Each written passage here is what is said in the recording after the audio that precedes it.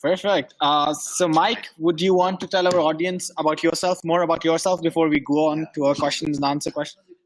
Sure, yeah. So I am a productivity strategist. I am the founder of Productivityist, which is an online and offline resource to help people define their days, funnel their focus, and make every moment matter. I have spoken at a wide variety of conferences, as well as I've done some online courses for places like Skillshare. I was the most popular productivity course on Skillshare for all of 2016, and I've got over 18,000, I think 18,000 students in that class right now. Did a 3-day course for Creative Live. So I've been studying and teaching about time and task management for the past decade. And I live in beautiful, yeah, it's kind of, it's gray, but it's Victoria, BC. And yeah, I've got a wife and kids, and I love teaching people about how to get from guessing to going, and that's what I hope to do today. Perfect. Do you want to tell the audience more about your product called Productiviest? Sure. So Productivityist is my company, and what we do is we have a blog, we have a podcast. Podcast is approaching 2 million downloads. We've been doing that for the past, I think we're coming up to episode 166 or so. We've been going on this for about over 3 years with that podcast, but I've been podcasting for about 8 years now. Productivityist, there's a newsletter. We also offer courses, like, digital products as well as services. So we do one-to-one coaching and group coaching as well. I teach a methodology through Productivityist that I call time crafting, which I'll probably share a bit with you today, where it's kind of a simple, flexible, and durable way to kind of approach time. And again, the company there are lots of people that follow my work, mostly in the US, to be honest. About 80% of my audience is American. Then it goes UK, Australia, Canada, number 4 for some reason, even though I'm Canadian. And that's kind of, so we focus on, helping people, manage their time better. I just did a webinar earlier today with Steve Dotto, where we talked about email management. I talk about, the idea of building proper routines and things like that. Anything that we can do to help you make the most out of your time, because there's this quote by Lao Tzu that I love called "Time is a man-made construct." Saying I don't have time is like saying I don't want to. And my goal is to make sure that no one really has to say I don't have time anymore. It's just about making, defining and kind of setting some boundaries up and making sure that you can move forward with the things that you really need and want to do. Right. So the next question from the floor is, in a world that seems to increase its distractions on almost daily basis, what are some simple things that a person can do to stay focused on the task or whatever work they're doing? It can be assignments or any project. Sure. So I'm a big believer in the idea of theming your time. I'm not a huge proponent of, putting tasks in the calendar. So I'll give you an example. If you have a due date on a project, I don't like seeing due dates in the calendar, because what invariably happens is we work to the due date. So we look ahead and we go, okay, well, that thing isn't due until, the 30th of October. So I've got time. But we all know that just like there's distractions that come a mile a minute, time moves at a mile a minute, it seems like. So I believe that what you can do to help not only craft and set some boundaries around your time, but also give yourself kind of an out when distractions show up, is to theme your time. And what do I mean by that? Well, I actually take this a lot from being in school, where that you're supposed to be at a specific place at a specific time during, for like a 2-hour period or a 1.5-hour period. That whole time, you're supposed to be focused on that stuff, the subject that you're learning at that point in time. And then the bell rings, and I'm going back to high school here at this point. Bell rings, you move on to the next thing. Like you've got these little waypoints, these triggers that move you along throughout your day. And what happens when we get out of high school is that we're kind of said, okay, there you go, you're on your own. Like all those things go away, and we're used to them. So what I propose is that we kind of construct them again for ourselves, but in a way that we actually want to, as opposed to being forced to. So for example, one of the things I often prescribe to people who just want to get through today is I say, let's set up what I call daily themes. So every day has its own theme. So when you so for example, today was audio video day for me. So it's a perfect day for me to do something like this because that's what I'm designed to do. I've wired my brain to know that that's what happens on those days. I also do my podcast recording on these days. I also do, any other video work that might be happening. Maybe I'm working on an audio book or things like that. But if I was to have a meeting, let's say, or something was to come up, something was to distract me, like let's say I've got 2 kids and I get a call from the school and it says, hey, you got to come pick up your kid. And so I take like the hour that it takes to deal with that. When I come home, I don't say, well, now what do I do? Because that's such a massively open-ended question. Instead, I say, what day is it? Okay, it's Wednesday. What's my overarching focus on Wednesday? Oh, it's audio video. Well, let me look at my to-do list and see what audio video work I have to do. And I do this for every day of the week. And now for me, my themes are going to be different than say anyone else that's sitting there, right? Like, you may not have a day set aside purely for optimization. Sean might, but you might not. Family day. Saturday is my family day. Now, a lot of people will say, well, isn't every day a family day? Sure, my family gets my focus, throughout my life. But on Saturday, if the kids want to go see the new Thor movie, for example, they're not going to say, can we go see Thor on Wednesday, Thursday? They're going to say, hey, Dad, on Saturday, can we go see Thor? And they know the answer is going to be yes more often than no, because that's the day we set aside for that kind of stuff. So when you start to craft your time around that, then the distractions that show up, the meetings, the even the disruptions, things like technology not working properly, for example, or something like that, you at least you can get back to like a central focus by saying, okay, you know what? This didn't go as planned, but what's today? Oh, today's Thursday. Thursday's training day. Let me look at all the tasks that are on my to-do list that are training. And it really does allow you to kind of create some boundaries and some confines around your time, because as odd as this sounds and as counterintuitive as this sounds, frameworks foster freedom. I mean, when you think about even in a political landscape, if there's no, if anarchy, if there's no political democracy, whatever, you've got anarchy, there's chaos, right? By putting a framework in place in various aspects of your life, you're going to be able to say, okay, what are the frames? What are the boundaries? And how can I work within them? Maybe how can I bend them a little bit? And that way you can actually set those up for yourself. And better still, when you respect your boundaries, you can set them for others. And that's a big win too. So that's a big thing for me, is setting up those themed times. And some people can't do it for the day. So I have what I call horizontal themes, which would be from like 9 to 11. Say you're going to focus on project 1 or communication or socialization. And I even do this for things like socializing.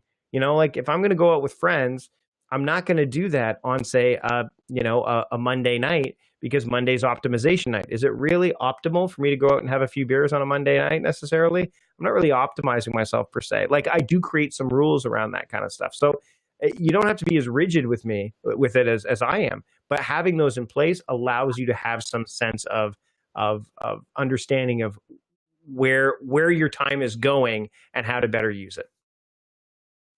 Sounds good. The next question would be, are there any tools, applications you would recommend to anyone to increase the person's productivity on a certain date or in general? So I think what you need to have, I like to call this like the productivity gestalt, or even like almost like the productivity path, which is you need to have a calendar, obviously, but the calendar should really be the guideline. It shouldn't be the details of the day should not be on the calendar per se. Yes, you'll have appointments and things like that, but the details of your day should be in a to-do list application. So whether you're using a tool like Asana, let's say, which is a bigger scalable task manager, or you're using something like Todoist, which is scales well, but also has a nicer UI, let's say, or whatever you're using, it's important to have a to-do list, because those are the details of the day. That's where you can kind of segment and filter your tasks, because what most people do is they'll just take like a sheet of paper and they'll just write down on the sheet of paper the 8 things that they need to do. And there's no rhyme or reason to it. It's just, you're going to go down the list one by one.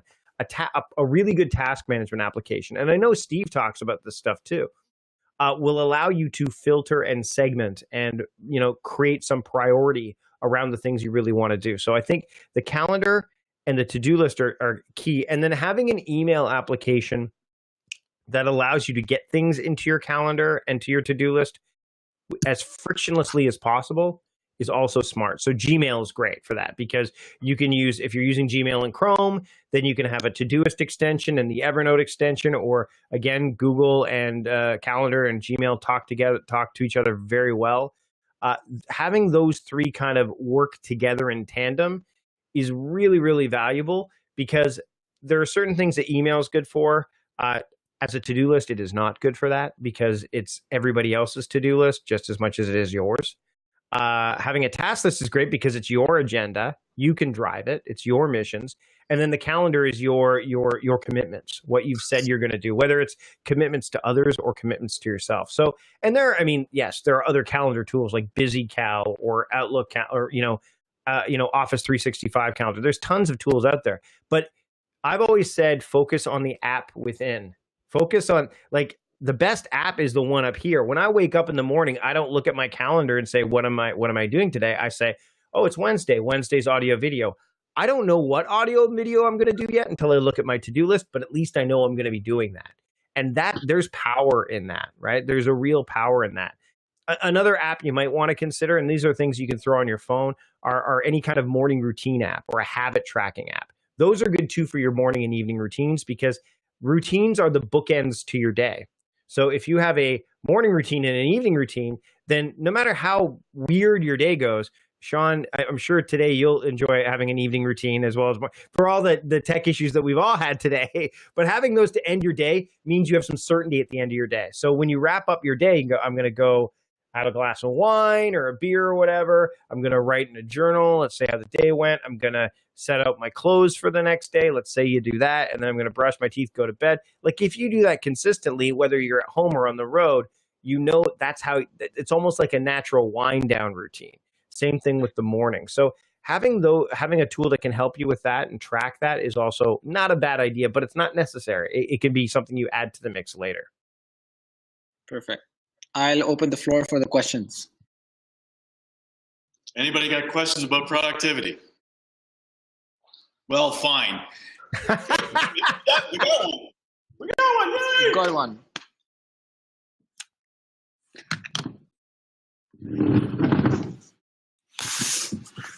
Hi. Hello.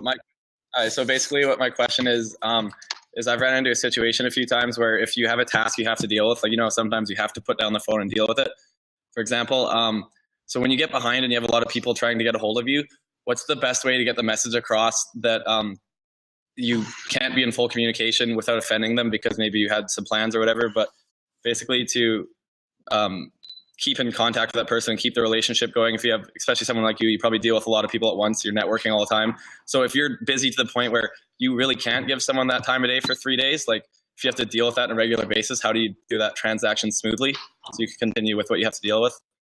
So I have some pretty interesting rules around, if we're talking about email here, which I'm going to start there, and then maybe we can get to I don't really use the phone a lot for communication at this point, other than to like text. And I mean, I love phone calls, but again, if someone wants to meet with me, and Sean knows this because we've done this before, is I use a scheduling program.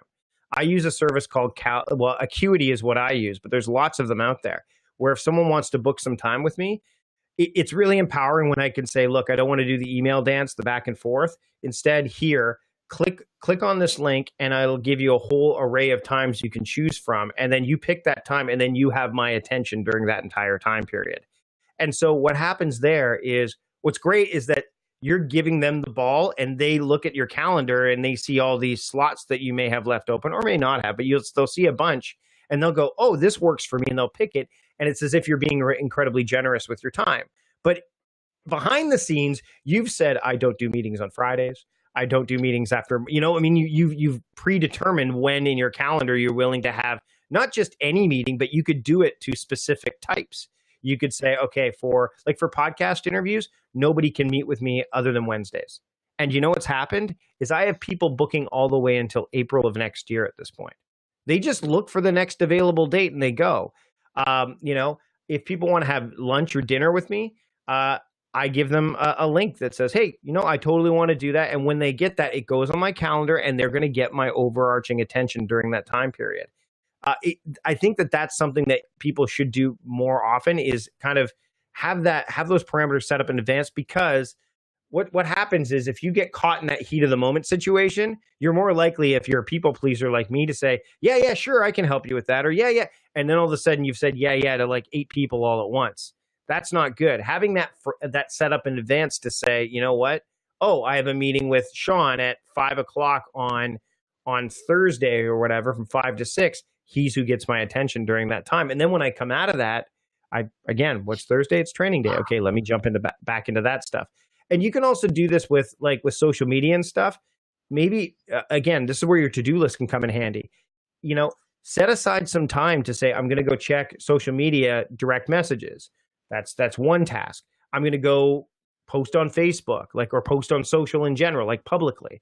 That's another task. It's important to have those little wins along the way, because what most people do is they say, check social media. Now, that's a big task nowadays. That's checking Facebook, Twitter, Instagram, all your private messaging inside of there. It's better to break those down into the smallest chunks, because then you can see exactly how much you're doing. So, I have a checklist that says check Twitter DMs, and I make sure that I'm focused solely on that. Even if it's just for 5 minutes, that's what I'm focused on, versus I'm in Twitter looking at all of Twitter. So I think it's important for you to be able to, kind of recognize, yes, I want to give these people my attention, but I need to do it in a way that works for both of us. And other tactics you can try just off the top is, I often will tell people that if if I'm emailing someone, I won't email them every single time something comes to mind. I'll create like a capture sheet of, okay, here are all the things I want to talk to Sean about, and send them one email, maybe at the end of the day. But I'm vehemently against the emails every half hour or hour from somebody, when they could be just gathering those things up. Very few things are an emergency. Very few things are. And if you want to have someone's attention for the important things, you need to get it when they aren't focused on all the other things going on. So, kind of summarize, get a program like Calendly, which is free, kind of say, when am I available to talk to people? Here's when you can talk to me. And that's not you being a big shot. It's you saying, I don't want to do the email dance with you and waste your time. Let's just do this. I'm giving you control over my schedule. You pick the time that works best for you out of these times. And then also just, instead of interrupting people constantly, start with you. Capture all the stuff you want to talk to somebody about, send them one mass email, and then, break down those communication tasks in your to-do list application so that you can see, oh, yes, I did check Twitter DMs today. Yes, I did check Facebook DMs today. Yes, I did check LinkedIn. Because if you just put it as one big task, you are going to get caught in the vortex of social media or communication in general, no matter what. I hope I kind of answered that question. I know there was a lot there. Did that help a bit? Yeah, that was great. Honestly, the part when you said saying yeah too often, that was probably the biggest key that I have to deal with. There's a great article by Derek Sivers. It says it's hell yes or no. And I'm a big believer now in if it's not a hell yes, then it's a no. And I also, when I talked about time theming, I also talked about, I didn't get into monthly themes either, which is, I have an overarching theme for my month. So next month I'm working on my book. That's my overarching focus. So your brain wants to do these weird things where it wants to do the easy stuff. Your brain has zero integrity on its own. You need to instill it. So it would rather choose comfort over courage, right? It would rather watch Netflix than, deal with networking. It would rather, do the easy stuff than the hard stuff. You need to give your smart brain, the prefrontal cortex, ammunition to fight off against that, as Seth Godin calls it, your lizard brain. Because if it says, that's why I love theming my time, because, I'll say, oh, I should go play this game right now. Well, no, today's Wednesday. Wednesday's audio video day. Oh yeah, you're right. You just create this war, because there's always this war in your head, and you've got to try to figure out a way to make sure that the right side wins. And this framework, for me and for a lot of other people I work with, works. Cool. Thank you. So I'm glad you talked about that online calendar space, because I just went through that with Brian Kramer, setting up for him to join the podcast next month on the Digital Hallway, and that was super simple. Here's my calendar, pick your time, And the next thing you know, I look and it's in my calendar once it's all been done. And I've spoken to him for about 3 seconds, enough for him to say, yeah, check my calendar. Well, and the other thing you could do is create a canned response in Gmail or an Outlook that says, you know, that way you only have to type, like, you don't even have to type in a new answer every time. It's like, hey, yeah, I'd love to get together and chat with you. Here's a link for my calendar so you could book a time that's going to work for you. And literally you could have, I use Text Expander on my Mac, and I have a Text Expander snippet that says, if I type in N0PE, it's my way of saying no. But it's like a longer email that says, like, I'm really committed to other projects right now, But really, all I have to type in is N0PE, nope, and that's it. And I have one for yes, which is YES, and that's the one that, what it does is it pops up a snippet that says, I'd love to talk with you about, and then I've got to fill in the blank. I just fill in the blank, and then I say, here's the link, and I put in the appropriate link, and then say, oh, I look forward to talking with you, and then I have another, like, kind of blank space to make it not look like it's a completely boilerplate email. And that just saves me a ton of time, because I'm tired of, like, you know, you want to personalize your message, but you also don't want to spend all your day like crafting these emails, basically saying, hey, yes, I'll meet with you. No, I can't do this. Yes, I can. If you have less friction to say no, you're more likely to say no. And if you have less friction to say yes, then you're going to be able to say yes in a way that allows you to get what you need to put in your task manager to fulfill that, you know, the actions around that yes a lot faster. One of the applications that's a personal favorite of mine, I'm actually starting to teach it to kids in schools, is Evernote. What are your impressions of Evernote? Evernote is fantastic for information storage and resource for research, things like that. It is not that great for task management, because it does not have the structure integrated into it to allow for that.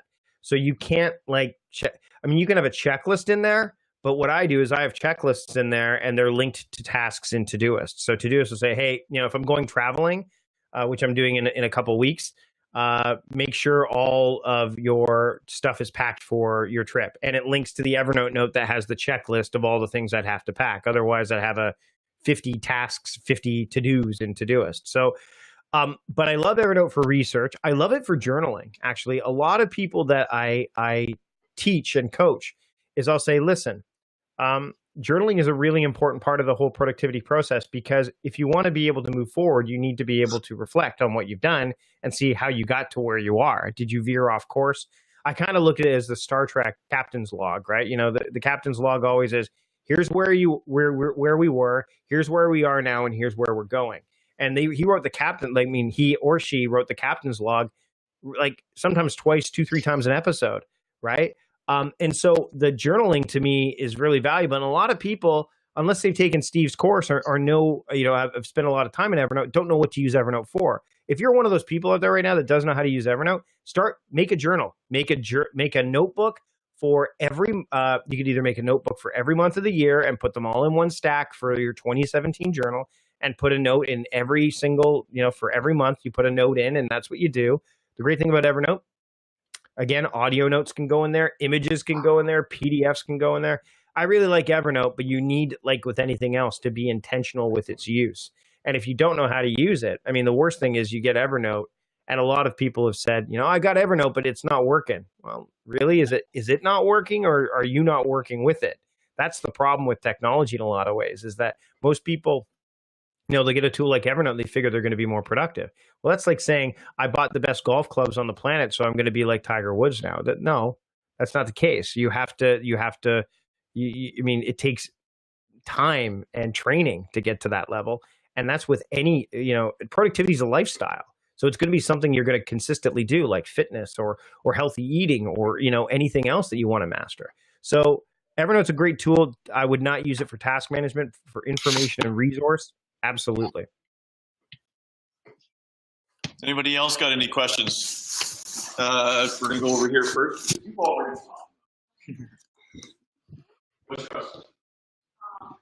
Mike, do you know whether you're using the Pomodoro Technique? Do you use it? Pomodoro Technique? Pomodoro Technique. Yep, I can talk about that. So you want to know what it is or how I use it, or Exactly. Do you use it, and do you think that is it profitable to use this technique? Is it really a good idea? So do you use it, and do you think it's good to use? Okay, so I use, for those of you who don't know what the Pomodoro Technique, it's basically a series of timed intervals that you use to work on a task. And so you work on a task for 25 minutes, and then you take a 5-minute break, then another task for 25 minutes, completely different task, then a 5-minute break. And you do this, again, 4 times, and then you take a longer break. And each time the task is supposed to be different until you get to that longer break. And they call them Pomodoros because it's a tomato, and he's got a tomato timer, and it's been around for a long time, and it's proven very effective for people who are trying to make measured progress on various projects. And so, for example, I use it for things like that I know I don't generally like to do, but I know I need to make progress on. So taxes is a good example, like doing any kind of spreadsheet or paperwork. I find it to be very effective because I only want to spend a minimal amount of time on it. But I don't use it for things like writing or planning or creative work, because it normally takes me about 15 minutes just to get into that state of flow where I can actually, come up with some great ideas. So I do have it in my toolbox. The biggest problem with the Pomodoro Technique is that it's like any tool. If you use it for everything, it's not going to be as effective. It's almost like you want to use it. Like I have a Dremel drill that I use. It does a lot of great things, but there's certain things that I would rather use the tool specific for it to do, right? So I think that the Pomodoro Technique has its place. You might want to use it for things that you do enjoy doing, that you want to make measured progress on, like or habits that you want to adopt, like meditation for 25 minutes, then a 5-minute break. Then you're going to do journaling for 25 minutes and then take a 5-minute break. But that's how that's structured. And it is effective, but again, it's got its time and its place. And you don't need to buy a fancy tomato timer to do it too. There's lots of apps on the phone, and I think it's valuable. But again, it has its place. And I think if you're doing creative work or anything like that, you may want to not use it for those instances, but use it for those quick sprints that you want to get done, but yet make measured progress along the way. Does that help? Yeah. Yeah, perfect. You're next. New question. So my questions are 2 parts. Part 1 would be, what happens when you practice? How do you go about with the break and corrective cycle? And then the second part would be, do you have any technique without using any technology, or using it as a meter or something, or almost all of that as a base? Okay. So the first part is, what do you do when you have that productivity break? There's something along the line has broken your productivity. What do you do to get past that? That'll be the first part. Okay. So again, that time theming is a massive help for that, right? So for example, today I'm going to finish up my call with here. I'm going to go pick up my son. So that's going to break my day. Then, at about 8 o'clock tonight, I'll get back to work. I know that my theme, instantly my brain goes, what's today's overarching focus? It's audio video. Now, I'll address something else here too. If you're looking at your to-do list and you see 15 audio video tasks, and for example, my kids are going to be home at that time, I'm not going to necessarily be able to record or anything like that, but at least I'm only looking at 15 things, not at 130 things that might be on my to-do list. I then delve into something that I call mode-based work. So I'll say, okay, today is Wednesday, it's audio video day. What are the low energy, let's say if I'm not feeling great, audio video tasks I can use?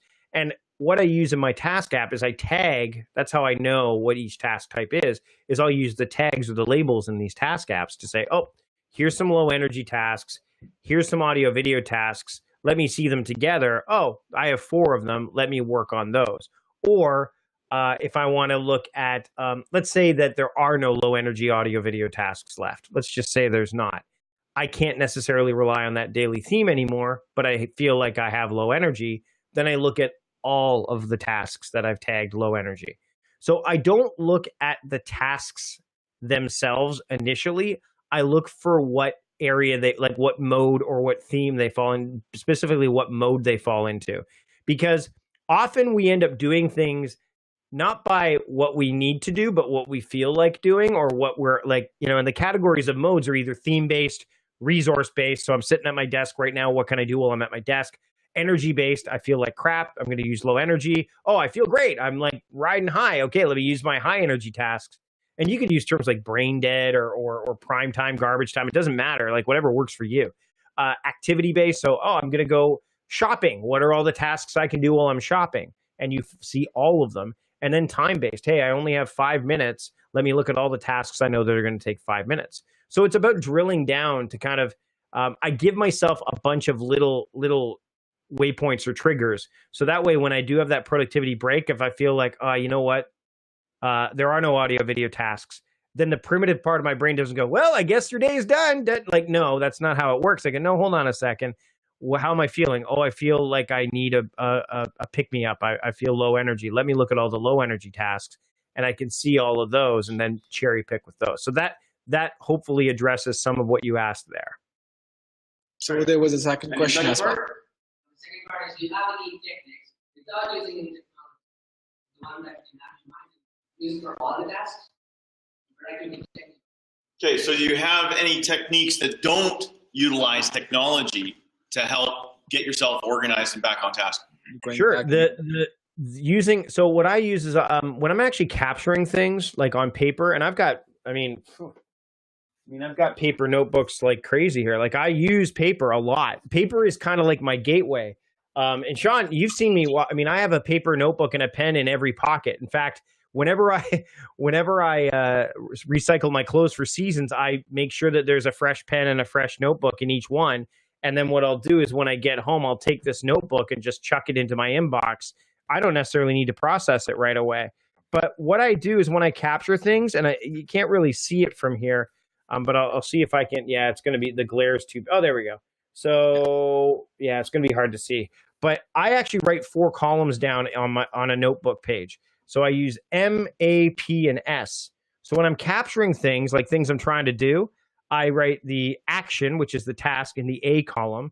I write the mode required, which is, again, I've talked about those 5 categories, and you're going to get some resources that'll help you with that as well. In the M column, the P is for a project. So what project does that fall into? And then S is for schedule. When do I want to do it? And the great thing about that is you can use that in a bullet journal. You can use that in a day planner. You could use that in an Excel spreadsheet. I don't necessarily rely on apps because I've been around long enough to remember apps like Astrid and Wunderlist. And yes, Wunderlist is going away. I remember all of these apps. I remember SpringPad, which was an Evernote competitor. I remember all these apps just shutting down. And most people go, well, now what do I do? Well, if you have a framework that you can put in any application, even on paper, then that's the goal. So when I look at my notebook, if I'm looking at a phone number on there, it's going to be under the action column, phone. I know what that is. I must call that. Now, the mode is phone, and there's the number. And the project could be the Sean project. That's probably Sean's phone number, as opposed to just writing down a random phone number on a piece of paper, or putting the word milk, like just a shopping list. How do I know what that is? It could be, do I need to buy milk? Do I need to make milk? What am I doing? So I want to make sure that my brain doesn't have to think hard. The best type of productivity, and David Allen talks about this all the time, the reason he made GTD is because he's lazy. Like, you want to be able to just look at something and go, oh, I know what this is, because your brain isn't designed for storage. At least not optimally. It's designed for creation. Your mind was meant to be a factory, not a warehouse. And so by having these tools in place, I can look at it and go, oh, I know what this is. And then I can easily transfer this into any to-do app if I want. So yeah, I use paper and I use whiteboards. I got a whiteboard up here, but a lot of it's for outlining and brainstorming, or just straight up, I call it satellite capture. It's the place where I initially put stuff, and then ultimately it either gets done, deleted, or delegated or deferred into whatever app I'm using. Brilliant. Any more questions? Anybody else got any questions? No, I'm not doing another. So, by the way, this sounds way more complicated than it is, because it's a mindset shift. So I've got that free course I put in the chat. productivityist.com/squirrel. If you just enter your email, you're going to get this free course, 7-day course. There is a lot of moving parts to this, but once you start operating like this, it's like anything else. You'll get the hang of it, and then you'll wonder, wow, why wasn't I doing this before? And the great thing about what I teach is that you don't have to do all of it to be doing it right. So many systems are, if you don't do it all, then you're not doing it. Now, if you just use theme days, or if you just work by mode, or even if you just journal, you're at least going to be a percentage more productive. So that's the way I look at it. Sorry, Sean, didn't mean to cut you off. No, go ahead. We got another question. Nope. So the next question is. Yep. So basically, like, today's a good example. Like, especially with the internet nowadays, you can basically get updates on how you should live your life and the best way to do this and the best way to do that. And there is literally thousands of different ways of different people telling you how to do this. Do you have a specific set of goals that you follow so that you don't get lost in all these different forms of information, or do you just take them as a whole and process them and then move on from there? Because, I mean, you can read a book and base your whole life off what someone wrote. Yep. And today we're getting 6 different lectures from different people. And so do you try and just remember the morals of it and move on from there, or do you have a specific area where you retain the most important things to you? Or well, I normally take, so if I was at this lecture day, I'd be taking notes for every single one on paper, right? And I'd be capturing, so when I write things down on paper, I have the action items are done with the map, and then I have another page next to it that I leave blank for just nuggets and notes. And I'll look at that. So on Friday is my deep work day. That's when I spend time looking at stuff like that. I'll review the notes. I will read deeper things. You're right. I mean, I listen to podcasts, I read blog posts, I read books. I mean, my bookshelves over here are teeming with, and the other thing is, I mean, I'm at the point now where podcast guests are sending us books and my wife is screening them now. I almost feel like the host of like a talk show where it's like, this is the book, and I haven't read it, but all the things that I need to know about it are highlighted. Like, there's just a lot of information. And so you have to pick and choose. And the great thing about the internet is that it gives you so much, but it also gives you the option to kind of, you can disconnect from it if you want. You could step back and say, okay, I've gotten everything I need here. Let me evaluate this and say, okay, what, with all the lectures you've received today, take the big takeaways from each of them. If your big takeaway from mine is, hey, you know what, I used to journal, why am I not journaling again? That's great. If your big takeaway from mine is, you know what, I should try theming my days because that makes sense, also great. But you'll find on the internet nuggets of what I've said that people are sharing that are just the only things that they're doing from this. So I think I like to, take all the stuff that I'm learning and put it in a place where I can look at it later. Evernote's a great place for that. But yeah, I have to have some kind of framework surrounding. I have to say, you know what, I don't, I've stopped listening to audiobooks, for example, because, I listen to podcasts instead, and podcasts give me like something in an hour, whereas an audiobook, I'm there for 8-10 hours, right? Where I don't read ebooks anymore. I only read paper books, because paper books I can actually mark them up and write them. And sure, I could, put the notes from Kindles into Evernotes and all this stuff, but you just eventually got to decide, like, what are you trying to get out of it? And if your goal is to have less information come your way, then limit it, set some parameters up. If your goal is to have the right information come your way, then instead of, going on Facebook and looking at everything that's there and reacting to it, don't log on to Facebook until the end of the day when, everything is already kind of come and gone, and fire up the RSS feed or use Flipboard and have only the stuff that you really want to see come at you. I mean, you do have choice.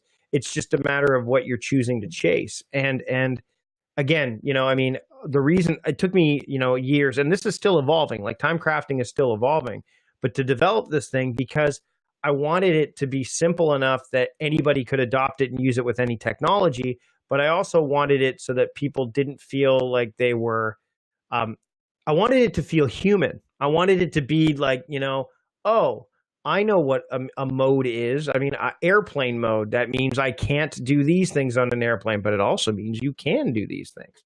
I wanted it to be something that could be easily relatable, because there's so many, you're right, there's so many things out there that it's hard to distill. So I would take a day, like, and pick a day, maybe, pick one day of the week and you guys are in school, so it's probably going to have to be a weekend day, like a Sunday or a Saturday. And instead of, I mean, the great thing about, like, I love watching football, but I don't need to watch it live. I could watch it later. But the thing is then I have to have the discipline not to go on social media and see how bad the Bengals played, right? Like I have to have that discipline.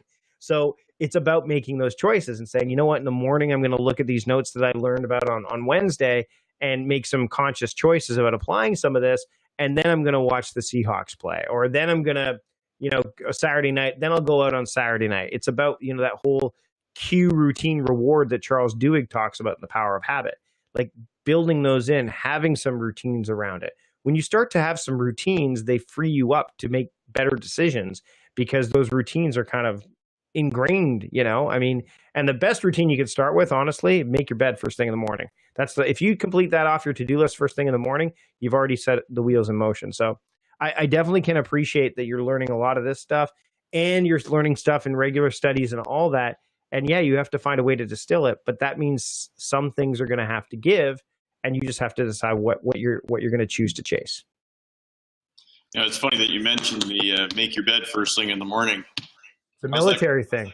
How's the Army commercial go? We do more before 9 a.m. than most people do all day, and it starts with making your bed. That drill instructor riding your ass all day. Well, yeah, you know what? It's funny. There's two types. My buddy John Acuff just finished writing a book called Finish, and he said there's two types of rewards that there's two types of things that fuel you to finish, either fear-based or reward-based. And it's funny, we all deal with them differently. Right now, I'm actually doing a fear-based challenge with my buddy who I just saw. I was in Nashville at a conference, and we both agreed that we were going to earn a certain amount of income. We had a goal, and we would share like how much income we wanted to earn each month. And if we didn't hit that goal, then we would have to, like for we both are not morning people. We have to get up at 6 a.m., which is not early for some people, but for me, it's early. On the third week of November. And I think I just hit the income mark this week, so I'm good. But that's a driver for some people, whereas others are driven by reward. Hey, if I finish reading, I'm going to make notes and summarize everything I learned this week. And then when I'm done that, I get to have that beer, or I get to have that craft beer, like level it up if you want, right? So yeah, it's about like, there are such things as the fear-based and reward-based objectives that'll kind of help you if you're struggling with completing and procrastination and even getting distracted. If you know that something is on the other side, it's going to help you get there.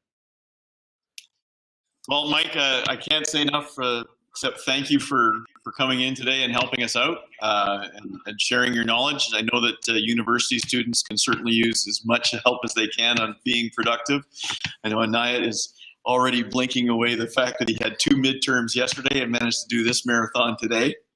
I posted up that link to the productivityist.com/squirrel so that people can take in that free course.